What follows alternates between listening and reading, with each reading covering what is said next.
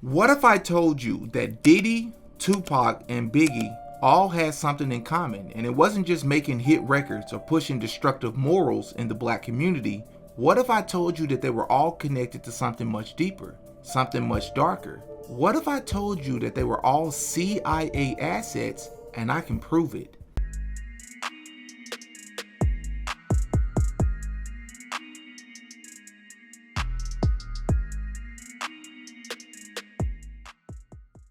Oh yeah, Diddy got a podcast.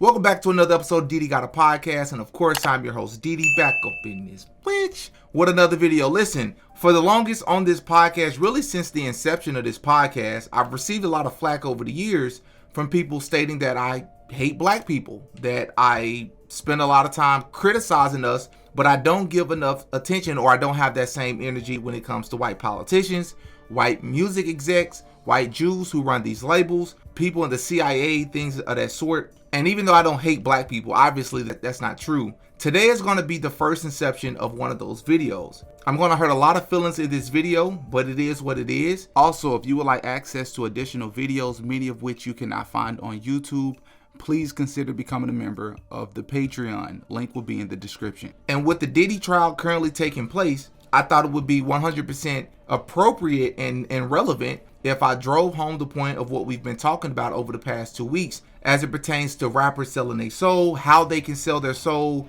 the infiltration of hip-hop, the obvious shift in the message in hip-hop starting in the 90s when everything just seemed to turn super dark, how people like Diddy, I believe I 100% proved in my video that Diddy is a CIA asset. Well, I wanted to also talk about a couple of other people that's super associated to Diddy, that being Tupac and Biggie, who, depending on what circles you're in, have quote-unquote proved that Diddy was 100% associated or tied to the death of both artists. Well, in today's video, I'm going to prove, in my estimation, that Tupac and Biggie were both industry plants. And for those of you who are new to this channel, industry plants, what I mean by that is, Tupac and Biggie were not just two African-American young men who just loved to rap, and they were poets, and they worked their way up from the streets. You know, the story with Biggie is he was a drug dealer in New York or Brooklyn or wherever he was from, and he worked his way to making his way into the industry. It's not true. Those were crafted and made up stories about these people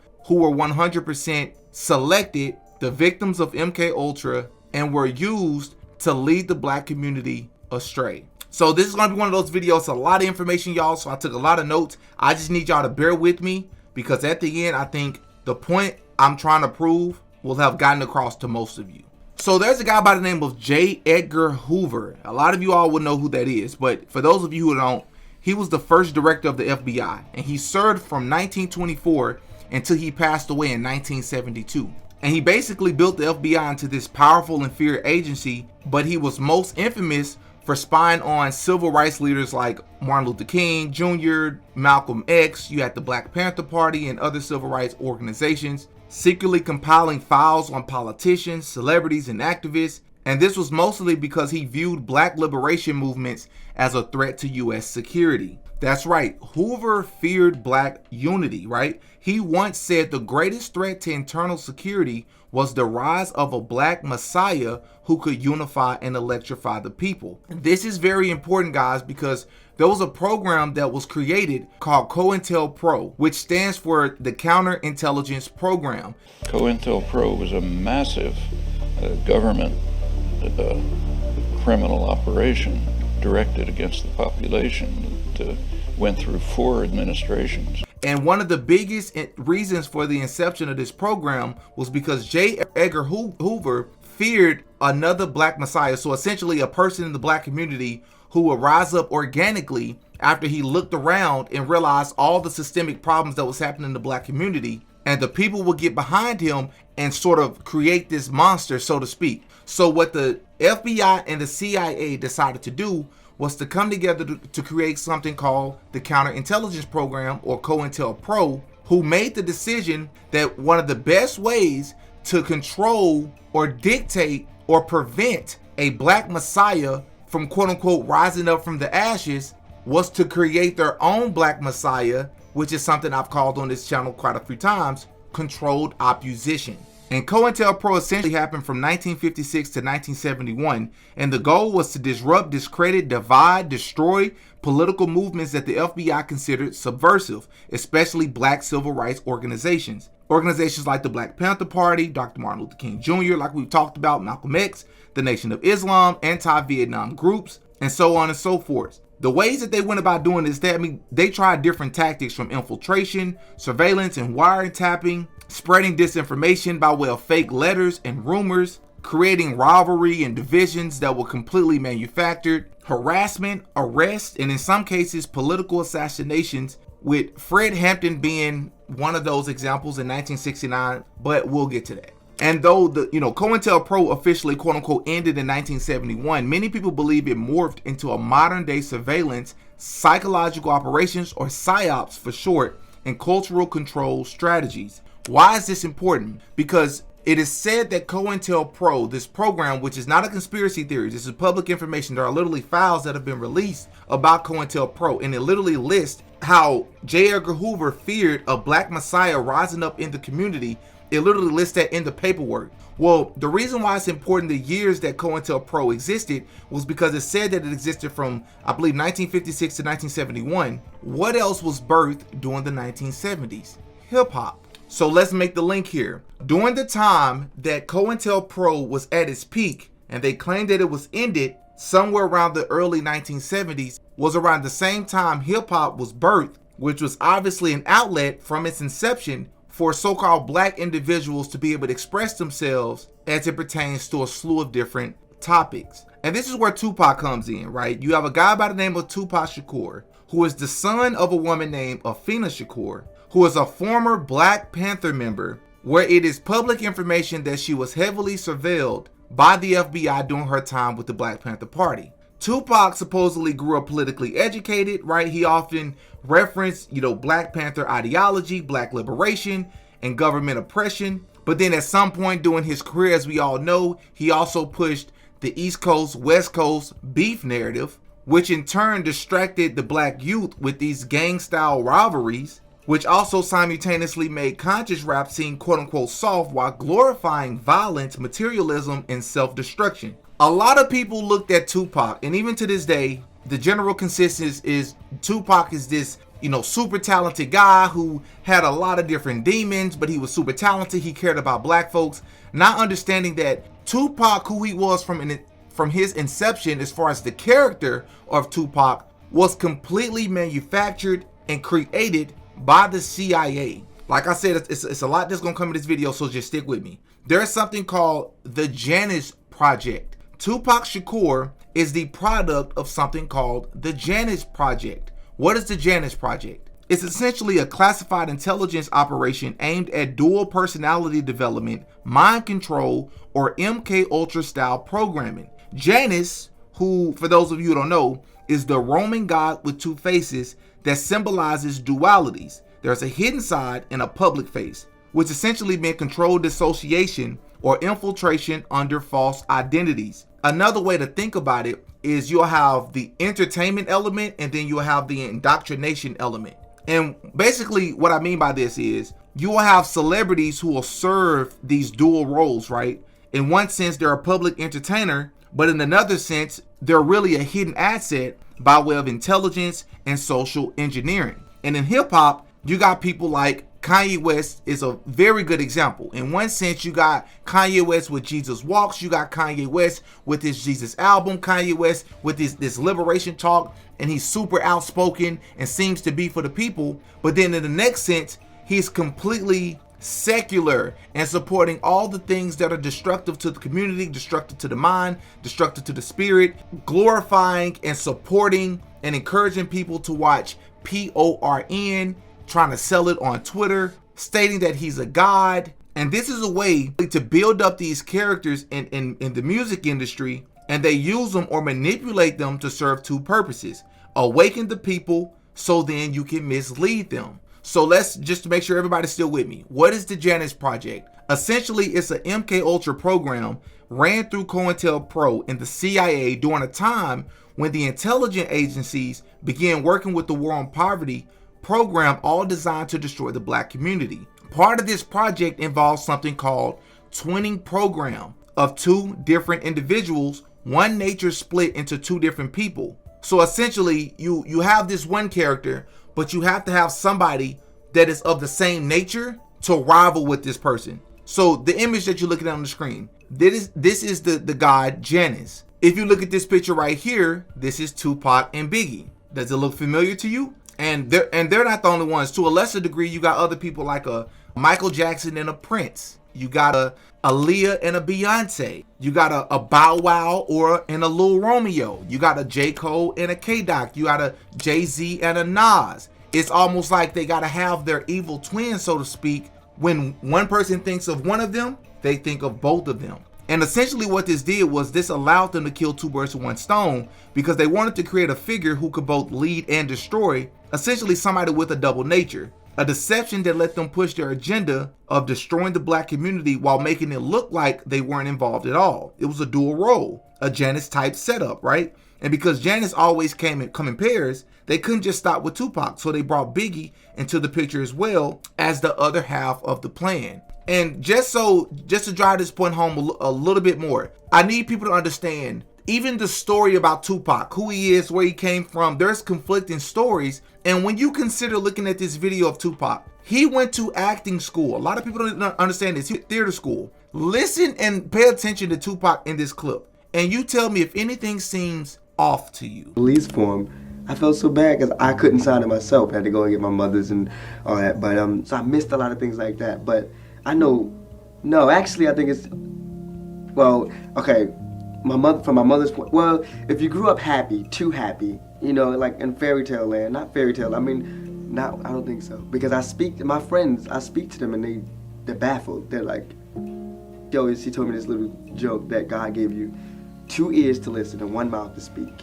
I'm most like my mom because I'm arrogant, totally arrogant. I agree, I have to say it. And we clash a lot because I'm arrogant, she's arrogant, and you should see us when we get in our little attitude moves. They call girls the B word, you know, and they smack and beat, and they're getting girls, and I'm going, peace, and I think you're beautiful, and they're going, well, I like him because he's masculine. I'm masculine. I mean, I've seen guys speak to women with this much respect, and I deplore that. Now, this is no disrespect to any community out there. I'm just simply stating what is apparent and obvious to me from this clip. Tupac is clearly a homosexual person. He's clearly, and for those of you who want to say, no, he's just feminine, he was young, a lot of young boys grow out of that. Listen to me. First and foremost, you're looking at a kid who grew up, I was feminine as a kid as well. I grew up with a bunch of female family members, and I grew out of it. And there's levels to femininity. There's levels to acting feminine, right? And I can guarantee you, any homosexual man or average homosexual man can look at this clip, and I guarantee they'd say, if this person was to tell me that they were not homosexual without knowing who Tupac was, I guarantee you that they'd say they'd be shocked to hear that they weren't homosexual. How do you, and whether he's homosexual or not, whether you believe that or not, how do you go from this to this? How? Don't just say rap changed him. This man got thug life tatted up. Tupac did not grow up in the ghetto. He didn't grow up in the hood. He didn't. He just didn't. He grew up in money. He grew up protected. He grew up shielded. Listen to the mannerisms of this person. It's because everything I'm saying in this video is alleged. Tupac Shakur was an MK Ultra CIA asset that was used from the jump to infiltrate hip hop and lead the masses in a particular direction. And it makes the most sense. It does. And here's something else that's super wild that a lot of people overlook. There's a guy by the name of Bobby Seale, who is the so-called founder of the Black Panther Party. The same Black Panther Party that Tupac's mother was allegedly a part of. Well, this Bobby Seale character had ties to NASA and worked under Wernher von Braun on something called the Gemini Project, which was funded by none other than, wait for it, J. Edgar Hoover. Bobby Seale was a CIA asset and a communist agitator fronting a movement that was fully manufactured from the start. And just so everybody's clear about what I'm saying, yes, I am saying that the Black Panther Party was not organic. It was infiltrated by the CIA from the jump, just like MLK, just like Malcolm X. I'm going to hurt a lot of feelings in this video, but that's it's going to be too much for a lot of people to be able to accept, and I get that. So if you want to hear me fully break down how Martin Luther King Jr. and Malcolm X were assets as well, and not who people thought they were, hop in the comment section and let me know. I may have to drop it on my Patreon, but I may be able to get away with it on YouTube as well. And some of this stuff is public information as far as like the upbringing of Martin Luther King Jr. He's not who people think he was. Listen, people, get past your emotions. It's not about if you agree with some of the stuff or most of the stuff or all of the stuff that these people stood for. It's not about that. It's about these people being placed in position, playing the role that they're supposed to play to lead society in a particular direction until their role is up. That's what this is about. But I digress. Even Tupac's mother, Athena Shakur, was brought in to play her assigned role in the performance. Yes, you heard me correctly. So while people thought the Panthers was this grassroots revolutionary organization, their so-called leader was literally on Hoover's payroll the entire time. I mean, that literally tells you everything you need to know about how real the movement really was. By the way, Bobby Seale, this same Bobby Seale, and Huey P. Newton was part of Kappa Alpha Psi Boule fraternity, which, by the way, so was Jesse Jackson and Johnny Cochran. And those of you who don't know who Johnny Cochran is, he was the lawyer for Tupac, most infamously O.J. Simpson, but he was also the lawyer for Diddy. I can get into that, but that may be too deep for YouTube. He was also the attorney for Michael Jackson and Snoop Dogg. So you mean to tell me Tupac Shakur, who has no ties to the hood, has no ties to hip hop, was in theater school, clearly living a completely different life, had no connection to these people, somehow eventually became a thug and a gang member? In one sense, he talked about all these revolutionary things, you know, building up the people, being for the people, and in the very next record, he's talking about unaliving, pow-powing, throwing up gang signs and thug life. That's the epitome of confusion, which is a practice of Freemasonry. This same person in Tupac was also just so happened to be the son of a woman named Athena Shakur, who was a part of the Black Panthers organization, which, by the way, the trial that Athena Shakur was a part of, that a lot of people know about, she decided to represent herself. She beat like 186 charges by herself. But if you were to look up the case, that the trial that she was a part of, you will be hard pressed to find a whole lot of information about this trial. Why is that? But the same Black Panther Party that she was a part of was from the jump funded, essentially in a roundabout way, it was funded by the CIA. J. Edgar Hoover was funding this organization that was supposed to be anti-government, anti-CIA, anti-FBI. And now this same kid who's also affiliated with Diddy, who I've proved in another video, was a CIA asset. Both of these people is a part of the industry. And then they were affiliated, and then you bring in Biggie, which he deserves his own video. Biggie, who did not come up selling drugs the way that he said that he was selling drugs, is the same person that titled his album Life After Death right before he would lose his life. Make that make sense to me. The biggest takeaway I want y'all to have from this video is that the music industry, just like politics, because for those of you who don't know, you got people like JD Vance, who just got exposed as not being who people think he is. Yes, I'm a Christian. Yes, I side more so with the right than I do with the left. But we call out corruption no matter where we find it. And JD Vance is not who people think he is. JD Vance was funded by this guy by the name of Peter Steele, who, by the way, was behind something called Palantir. JD Vance's entire character was created. JD Vance was selected. He was also 100% he was an anti-Trumper for the longest. He hated Trump. Now all of a sudden, he has a change of heart. He is completely funded. Everything he did was pretty much Peter Steele. This guy was his mentor. Not even fair to say he's a protege. J.D. Vance is a creation of Peter Thiel. J.D. Vance was a photographer, a journalist in the Marines, went to Yale Law School. It was Peter Thiel that set up J.D. Vance with his first job in Silicon Valley. It was Peter Thiel who set up J.D. Vance with his first job in venture capital at Peter Thiel's venture capital fund. It was Peter Thiel who got J.D. Vance another job at another venture capital firm. It was Peter Thiel who funded J.D. Vance's venture capital fund. It was Peter Thiel who encouraged J.D. Vance to write Hillbilly Elegy and promoted him and got him an audience at the Aspen Institute and other international organizations. It was Peter Thiel who brokered a truce between Donald Trump and J.D. Vance after J.D. Vance was a never-Trumper for years and then sought Trump's endorsement in the Ohio Senate primary in 2022. It was Peter Thiel who gave $15 million to J.D. Vance's PAC when he ran for Senate, the most money ever given by an outside group in a U.S. Senate race at that time. And it was Peter Thiel and Elon Musk and Tucker Carlson who called Donald Trump in July 2024 and encouraged Trump to choose J.D. Vance as his running mate. J.D. Vance was created by the fortune created by Palantir.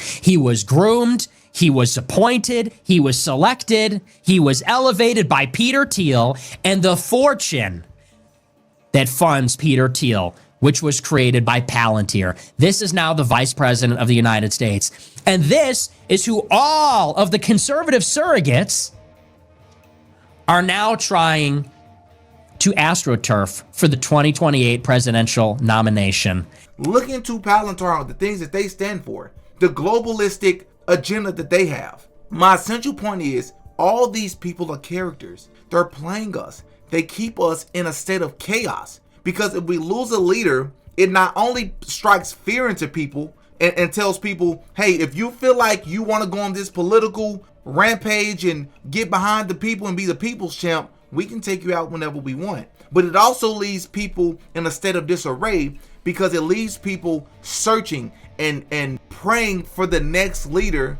to show up for them, when the only leader we should be relying upon, praying to, is the God of the Bible. Jesus Christ is my Lord and my Savior. I want to make sure that I said that before this video ends. Y'all up in the comment section, give me your thoughts on what you think about this video. Do you agree with what I've said? Have you thought about this? Have you ever considered this? Have you seen my video about Diddy being a CIA asset? Because if not, you should watch that, because it'll make more sense once you watch this video as well. Hop in the comment section, let me know what you think, man. Hit the like button. Thank you so much for being here. I'm Demetrius. I go by Diddy. That's all for this one. Peace.